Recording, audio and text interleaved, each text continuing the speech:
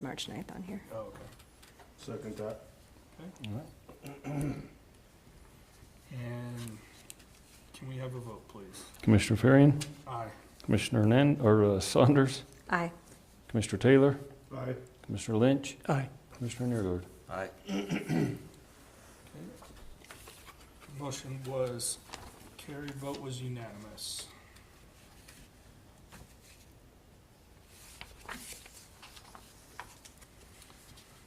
Okay, the Montezuma County Planning Commission welcomes you to this meeting. This board is comprised of members who are tasked to make recommendations to the Board of County Commissioners. We are not the decision makers.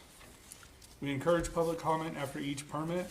Persons speaking during public comment will be limited to 3 minutes, or depending on the number of people wishing to speak, it may be reduced at the discretion of the Planning Commission to allow all members of the public the opportunity to address their thoughts and concerns. When addressing the commission, please come to the podium, state your name and address for the record prior to providing your comments. Comments to individual applicants are not permitted. Participants may not yield their time to others. And I will be voting tonight. And can we have roll call, please? Commissioner Farian, Here. Commissioner Saunders, Here. Commissioner Taylor, Present. Commissioner Lynch, Here. Commissioner Neergaard. Here.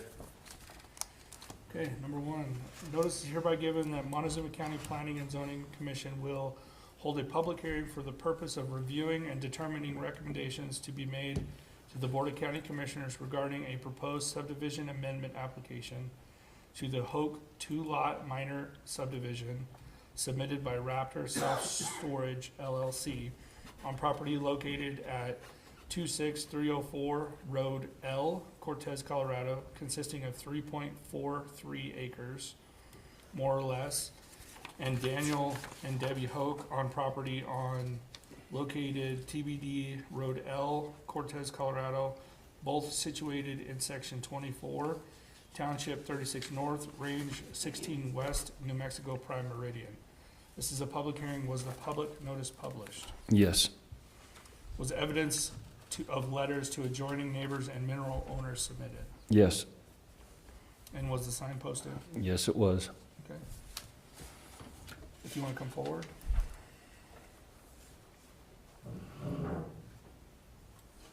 Okay, thank you. Thanks, Commissioner Farian. All right. My name is Chris Ross.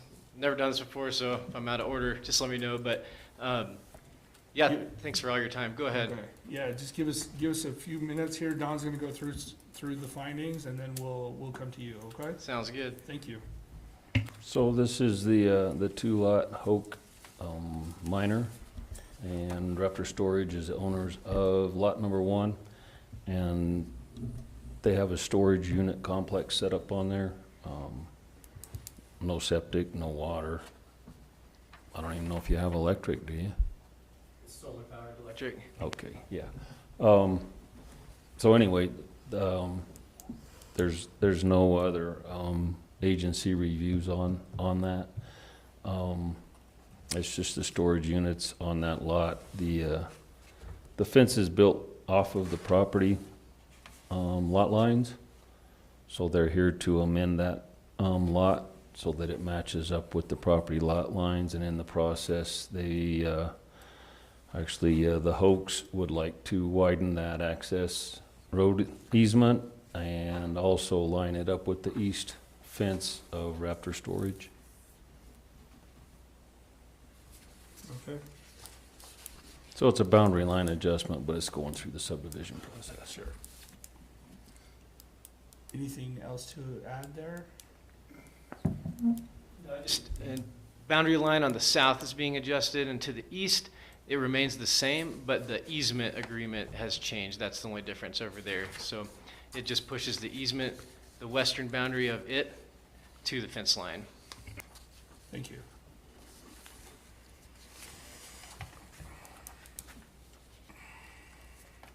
Okay. Planning Commission, do we have anything? I just had a couple questions for Dawn, I think. Don, on the exhibit, there's no date. Is that not a requirement on plat exhibits? No, this isn't the final. This is just the preliminary. Okay.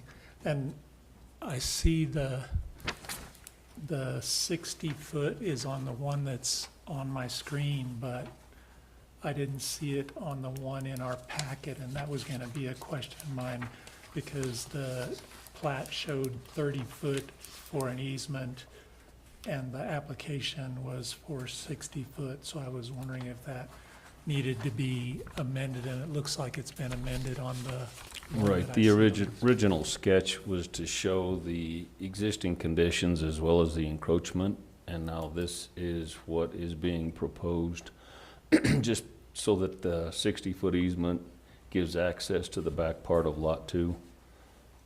And we had them add a cul-de-sac as a turnaround. Right now, there's no development there, so it's just proposed, because any development in the back of that would need a wider access. So at the time that they're realigning that easement access, the surveyor and Mr. Hoch worked out this agreement to go ahead and make that adjustment now. That's all I had. But all we're looking at here is the lot line adjustment, not the development or anything beyond that. Correct. Right. Yeah, the adjustment here, I believe it's 7 feet, the corner pin further south, and like 1.5 foot east at this corner, and then adjusting the access easement with the cul-de-sac. Gotcha. This is what it previously was Right, and that's what we have. the 30 feet, yeah. Gotcha. Okay. Any other discussion? Okay. All right, we'll open it to public comment. Seeing as there is none, bring it back to the commission. And if there's no other discussion, I'll entertain a motion.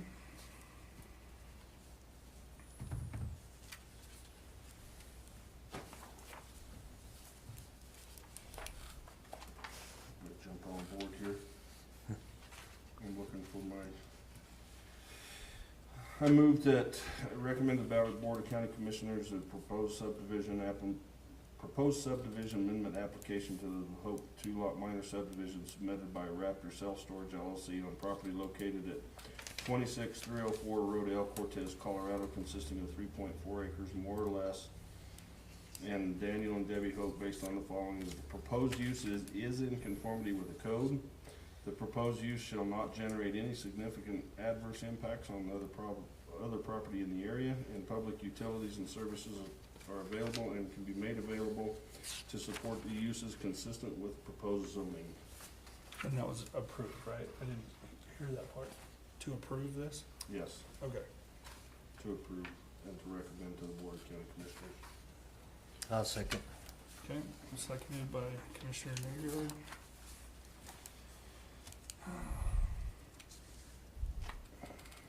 Okay, any further discussion? Oh, Don, can we have a vote, please? Commissioner Farian, Aye. Commissioner Saunders, Aye. Commissioner Taylor, Aye. Commissioner Lynch, Aye. Commissioner Nergard. Aye. Motion was carried, vote was unanimous. Good luck. Thanks for your time. I appreciate it. Yeah, thank you. Did you happen to bring your sign, Chris? The sign from the site? Well, that's all right. You can just have them bring it by sometime. Work. Just to this building and Just to our office. Okay, thank you.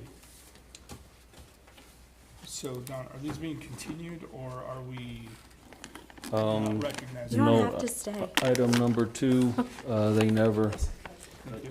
picked up their sign or packet. And item number 3 will be in May. We had all kinds of different dates on the public notice, so we got that corrected, and it's gonna be in May. So we don't And need it's all being renoticed through the Okay. paper as well as packets. So we don't have to we act like those weren't even in the packet. Correct. Gotcha. Okay. Elevated smoke, those are the ones that wanted to be down south on the landfill. Mm-hmm. Correct. Okay. Then, can we have roll call? Commissioner Farian, Here. Commissioner Saunders, Here. Commissioner Taylor, Present. Commissioner Lynch, Here. Commissioner Neergard. Here. So additional stuff, so I went to the county commissioners and presented our after-the-fact proposal. And it was stated that they would like to see an education plan of the public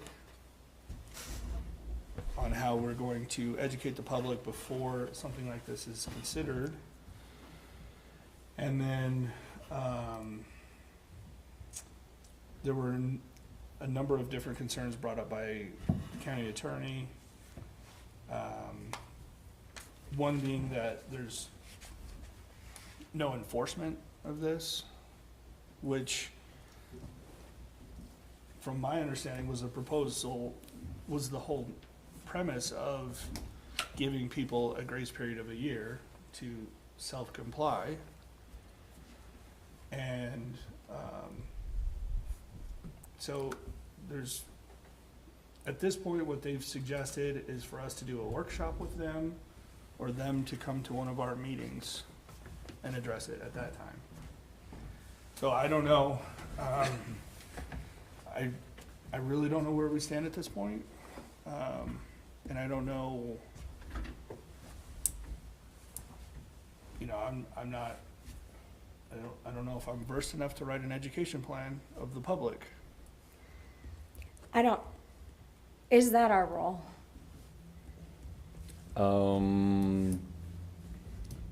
Yeah, we would need to have some outline of public outreach, public education. But I think the first step would be to have a workshop with the commissioners. Right. And I don't know if you can all do that, on a Monday afternoon, or if it'd be better if they came to the end of one of our meetings. So I can be at a Monday afternoon, I just need to know when and some advance notice. Yeah, probably not until the third week of June. For me, at least. Is there an urgency behind this? In other words, Not particularly, no. I mean, most of all our after-the-fact PUDs were last year, and that's what propagated this, so. No, and that's the thing is, there's only one county attorney, and enforcement, you know, if you get 15 cases, what are you gonna do, and how are you gonna pick and choose which one you're gonna follow through on and which ones you're not gonna do anything on for a while? They also brought up a really good point that if it's within the year and they fall within that and they want to apply for a PED, they can. But if it's after the year, why would anybody apply for a PUD after the fact?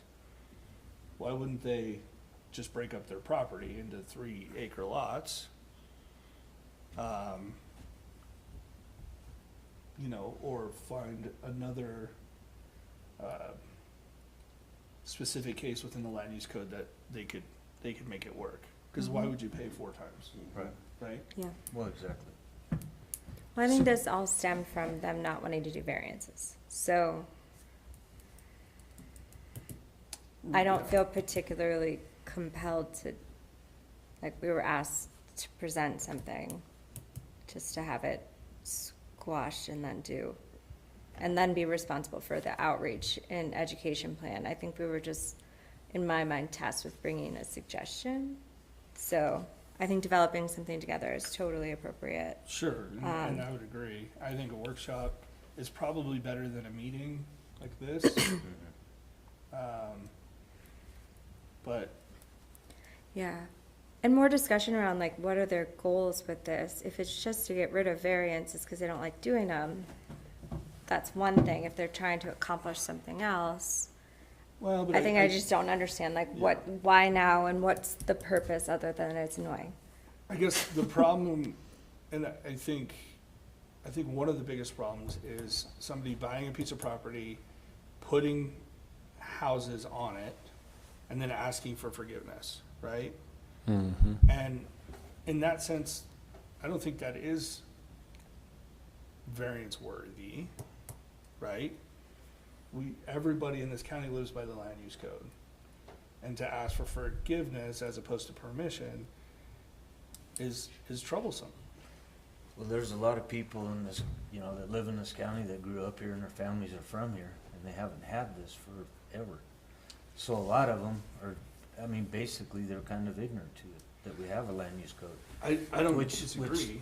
Which, you know, I understand is, you know, not our problem, but that's something else they have to look at, is that, you know, they're gonna have to, I don't know how you would go about, you know, educating the whole public that there is now land use codes and different things, you know, because, I mean, I know a lot of people that moved to the, you know, over the years that have moved over here because there's no building. There's no building code, no but, building codes and Scary. there wasn't really a land use code for a long time. I mean, the land use code, to be fair though, has been here for 27 years now. 27 Yeah. or 23? No, 25. I thought it was 98. Started in 98. Right, oh, so 25, yeah, 25 years. Okay, I guess it's been here longer than I even knew, but Yeah, but, and I think that's, and we've already stated that if it was established pre-98, it's grandfathered in. Right. Per the land use code, right? We understand that. It's the potential of people coming in, putting 4 or 5 small cabins and doing no, Airbnbs. I have a neighbor that's done the exact same thing, you know. Right. Yeah, he's come in, he's got an easement, you know, a shared easement that's approved for 2 driveways. And he put in teepees, you know, he has no Right. water, no sewer, nothing, advertises as Airbnb. And now, you know, my relatives are fighting with him, you know, trying to get it resolved, and they're going through hell because there's really not a lot that they can seem to do about it. Well, and They've that's hired circum- lawyers and Yeah. different things, but, you know, this guy's saying, oh, well, you know, this is just for friends and family, and even though he's got it advertised and all this, I mean, it's in court right now, fighting, Yeah. but it's been going on for like 5 years, you know, but, and this person knew, you know, he's been in the area forever. And that's the Just- problem is anybody who's built in this area, right, in the last 20 some odd years, they've paid their share of road impact fees and permits and all of those things. So then when somebody else comes in, puts in 3 and 4 units on a Right. piece of property, and they're not paying those road No, impact fees No, and I agree, they need to. circumventing it. And again, we've heard several times of developments wanting to come in a certain area that it doesn't fit, and we've turned them down. Right. You know, and so then somebody not coming before us, circumventing that system altogether, that creates an issue for everybody. Right. You know, and I think that's what that stemmed from. Yeah, Variance is in my opinion, would be a minor part of it, you know what I mean? The inconvenience of a variance, yeah.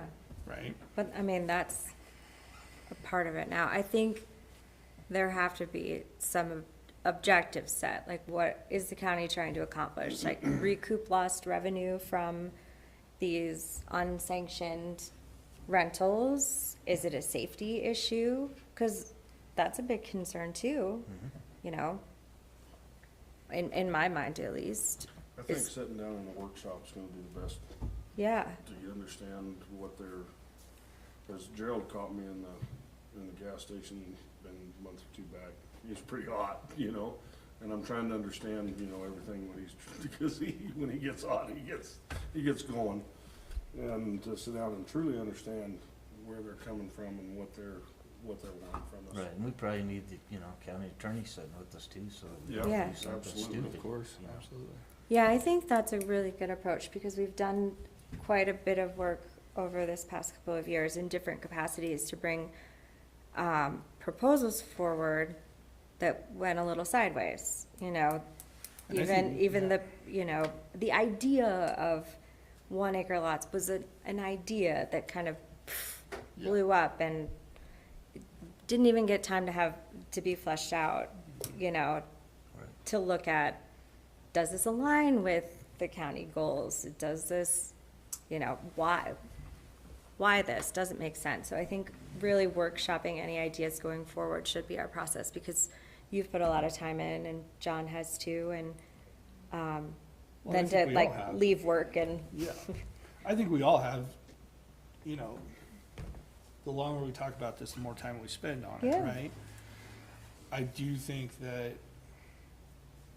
I think it maybe should be a suggestion to the county commissioners that if they have proposals in the future or want future proposals, that we go into workshop as opposed to spending time outside of that to then maybe not present what they were looking for.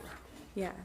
So, correct me if I'm wrong, I was in the meeting as well, and what I remember, or what I think I heard, was, okay, so that's the recommendation. How are we going to inform the public that this is happening and that they have 1 year to get all their work done under the grace period? And I think it wasn't that they wanted us to develop that education program. I think we're back to being the people who recommend. And I think they were looking for ideas on how to roll that out to the public. And I may be wrong, but I'm thinking they just need some help with, well, okay, that sounds all right if you discount what Ian had to say. How do we do that? How do we make that happen? What does that look like? Sure, and I agree with you. I guess my point being that when it was originally given to us, we were under the understanding that it was just a basic idea recommendation, right? Had we known there should have been a more in-depth plan, then I think we could have saved time for everybody Absolutely. and went straight to workshop on that. Yeah. That was my point with it. Well, it was open-ended. They said, have them address all after-the-fact applications. Yeah. That's where it started. Right. But it's just like I told them. I don't know what plan you think we're gonna educate the public. We can't educate them that there's a land use code right now. How are you gonna educate them there's gonna be a changed land use There's code? penalties to the land use code. That you're gonna have to pay more attention because it'll cost you more. I mean, if they don't contact us, if they don't try, if they don't care, I don't know what you're gonna do. I Maybe also, if we put a flyer in the tax notices. In the paper. I think there are multiple avenues that we can put out, right? Whether or not you're always gonna have somebody say that wasn't sufficient, Oh, yeah. right? But the biggest hinge is, are we going to enforce it? Right. Yeah. That's gonna be the biggest Because if problem. we don't have the capability and the manpower and going through the courts and the commissioners don't follow through with it, I think that probably should be then like the first part of we the could do a agenda. whole lot of practice for nothing. Yeah. It's just like the 1 acre lots. We had an idea and a plan, well, then they took it to the Dolores River Valley, and I told them, you don't do anything there without 2 or 3 public hearings first. You don't even bring up your idea. Yeah. And it all blew up, and then it's like, oh, that'll never work. Well, Yeah. No, we don't even want it in the Dolores River Valley. It was for around the municipalities, and it got derailed. Yeah, And that is the problem too, with a lot of the people that are moving in this area, a lot of them don't care. They know it's not enforced, so they're gonna do basically what they want. I mean, that's Mhm. people. The other thing you have to look at too is giving that, when you put the flyers in the tax, but giving it out is gonna cost money, and the commissioners don't have the money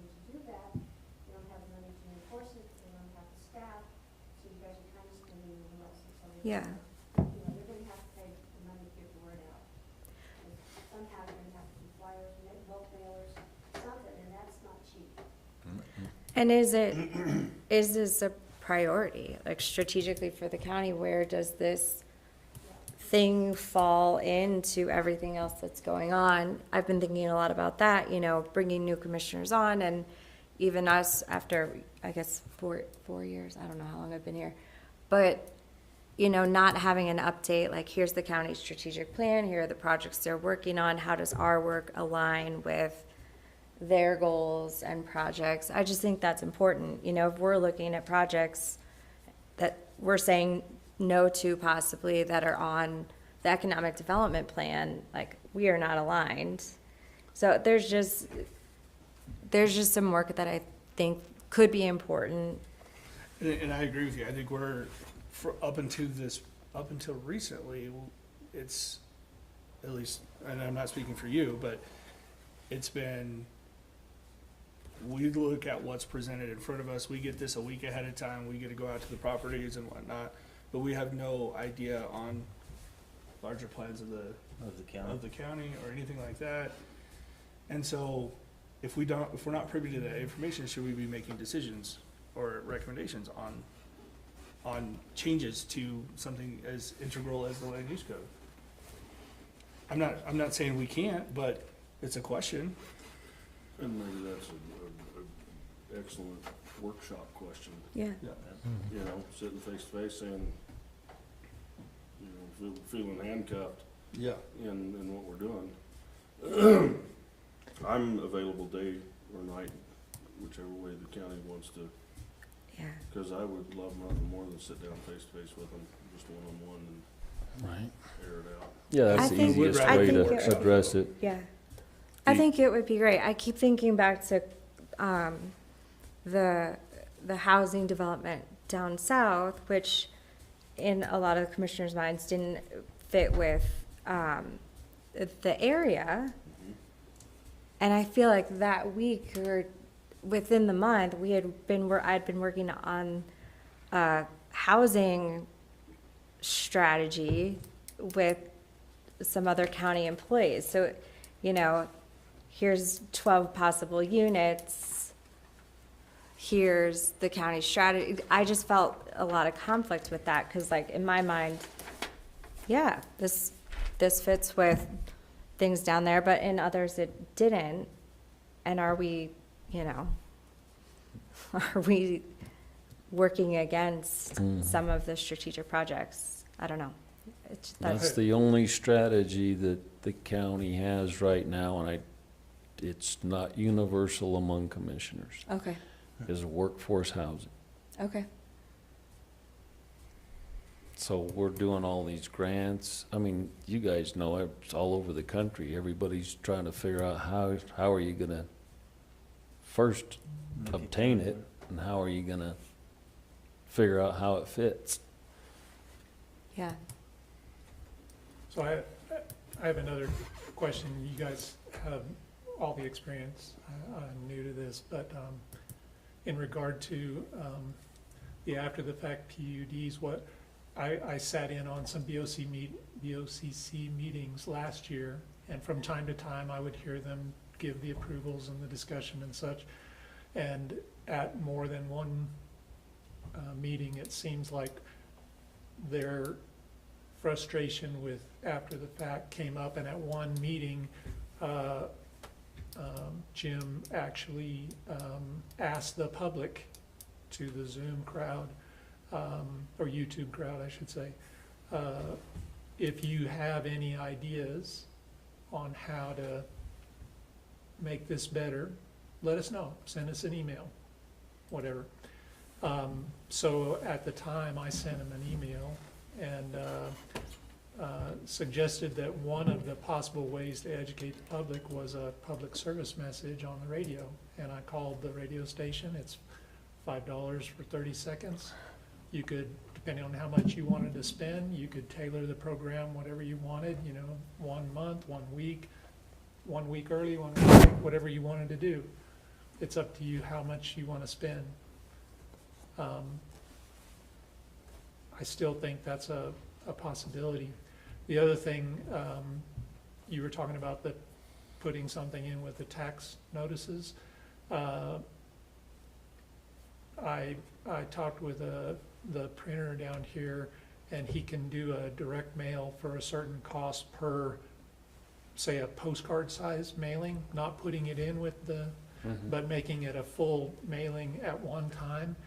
And their assessor has the number of people or owners that would go to.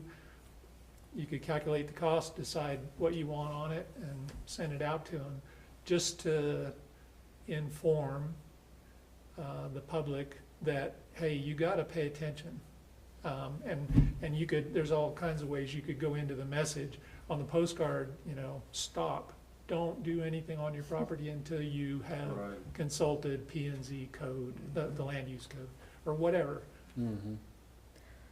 But realistically, thinking about that approach, they need to budget for that for next year. Right. So we're still, So you're behind. Well, I mean, I because know- the costs are so small, I think they would be willing to. but if you're looking at, postcard mailers, usually you're looking at like $1 to $2 per, It's less, it doesn't shake out that way. That's part of my job. okay. And if you're looking at even 10,000 people, I don't know how many homeowners, property owners we have, but There's probably more than that. Yeah. There's more. so 26,000? I was people, gonna say probably 30. Yeah, people. There's but property 15, owners? Oh, I'm sorry. there's 15,563 real property accounts according to the assessor. But even if you assume like $1 a pop, that'd be very low with like mailing and printing costs. They still have to budget over 15 grand. So, And that's just one knowing how of- the budget, yeah, that's just one mailing.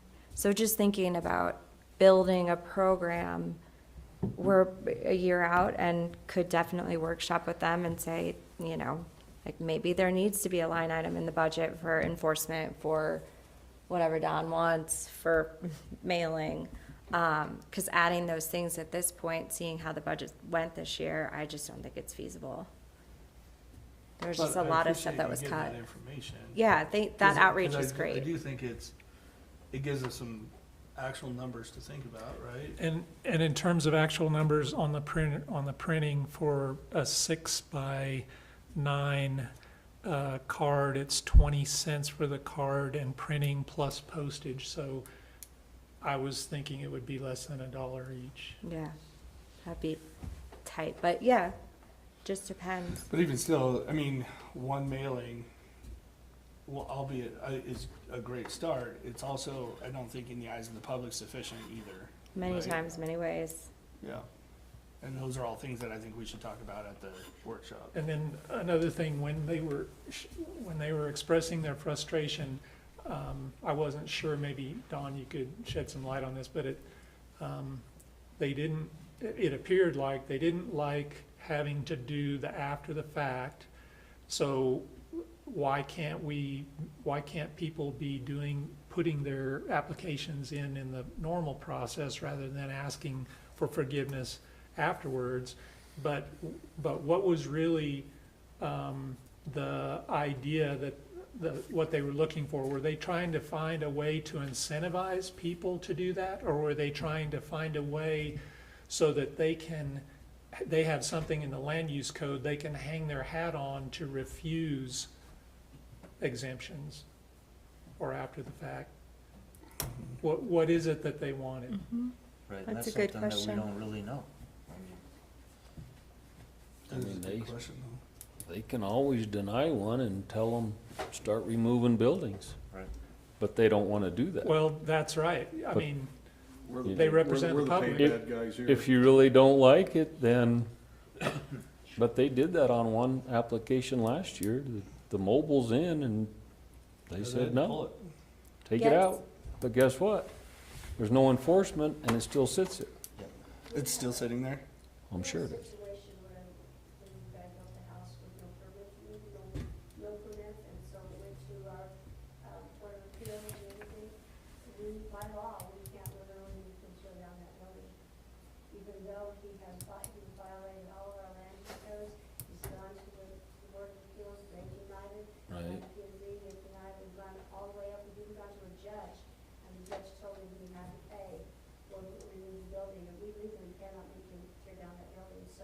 you know, He still hasn't paid and he still hasn't tore the building down. no. We've won every case we've gone so far, we still got the building, and we can't make them tear it down. And so there is no enforcement. But he Is it- also, So, but that's he where also enforcement can't would sell come that into play. building, can he? Huh? But legally, he can't sell that building until all this is taken care of, right? Right. Okay, so, It's not- I mean, not what it's planning on. I mean, He's not trying. I think they need Well, to do a no, I- budget analysis of like, house that- what would enforcement actually look like? Yeah. So, you know, here we are. I need to see it all in Excel. But I think to your point, Queenie, yeah, you may not have the options currently, but you also don't have the enforcement, right? And I think maybe that's where the line is drawn, that your enforcement is way of legality, right? Well, enforcement is, I mean, we've won everything where we could, you have to tear that building down, Mm-hmm. but we legally cannot tell them they can do that, or tear it down. But is that, my question then is, what does enforcement look like? Yeah, that's, Then we take them to district court and they get fined, and then it's $100 a day until they're compliant. So if they never tear it down, it's $100 a day for life. And it goes as a lien on their property. I think the property lien is the scary enforcement part. If things get to that We point. have one in that condition now, but at some point, the cleanup's gonna be more than what the, The property value is. Well, I think maybe we, so we have the Should map enforcement, out. but it's limited. I mean, But what is it, because there's always talk of lack of enforcement, right? What does actual enforcement look like then? If you had the budget to do so, what would that look like? Right, is that somebody literally going in with a wrecker and tearing it down? no. But, well, it's someone It's that court- goes it's through the court court work. system. so our enforcement cannot change then, is that what I'm hearing? Like, No, there's it's- no options for enforcement. So do all other counties in the states do they fall under the same exact thing? I have no idea. The Plata County, what they do over there, if someone comes in and they're not compliant, I mean, I've seen people build homes or whatever, you know, without permits. They go in, they'll fine them 3 times the amount of the original permit, give them X amount of days to pay the fine. If they don't, they put the lien on the property. But they have a person hired that actually does all the litigation, you know, so there's someone in the planning department that's their job, is to make sure that all code enforcements are taken care of. yeah. They would have to have enough coming in to cover a position to even have a starting point. But I mean, like with noxious weeds, if you don't take care of it, they're gonna come out and spray it. Right? Right. Mm-hmm. And then they, Why is there not a version of that? Well, On the other and side. if they Grant come out and funding. spray on Is your that what property it and is? you And don't pay water. them, I mean, they don't enforce it. I mean, they'll, you know, try to put a lien on your property at some point, but 99% of the time, they don't ever do it. Yeah. They just go out and spray them. Yeah. I had a neighbor that, so you have a lien on somebody's property, what good is that to you until you go to sell it or whatever? exactly, yeah, you don't have, For 100 years, and you have a lien on the property, and you're still not getting any money, you still have a land use code violation, right. where's your enforcement? Right, which goes back to the teeth that Ian was talking about. We have no teeth in that. or you could go to item number 2 that we didn't cover. Yeah, I started that a year ago, before applying? before the junk got moved. It was fine before it was moved, but there was violations on the rest of it already. Well, I think maybe starting the work session around like vision, like what do they want? How do we fit into that? How can we support it? Kind of, Well, the housing situation is a real deal. And I Oh, already it's- talked to Commissioner Candelaria, because there's no reason to be going one direction to roadblock ourselves coming right back at us. I would agree with that. Or we're just wasting our time chasing all these grants and stuff. Yeah, it's dire.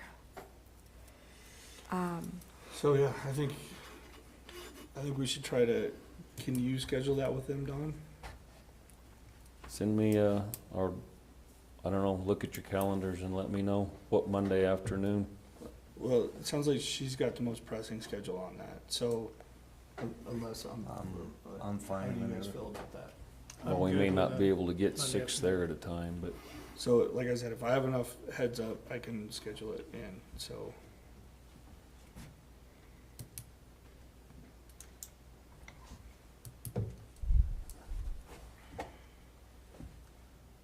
I would love it to be in the evening so I can see the comments. You'd like to see it on Zoom. the workshop's on YouTube. Interesting to see what you guys are gonna do. I I think can May, let you, I can let you know when the agenda is, May 1st or not until, till June.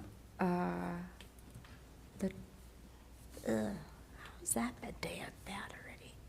Or not until June 12th. All right. Works for me. Yeah, I think that'll be good, Yeah, I can Just- make May 1st work. just to see what they're thinking. Is that, did you say those are in the evening or? at 1:30, 1:30, right here. that's fine. You think that'll be the day? I have no idea. Okay. Will you just send us an email when, okay, perfect. Resend it to my work email. Thank you. I think that's all I I can do have. that. Anybody else? Okay, I'll make a motion to adjourn. Second. All in favor? Aye, Hi. Aye. thank you. Good discussion.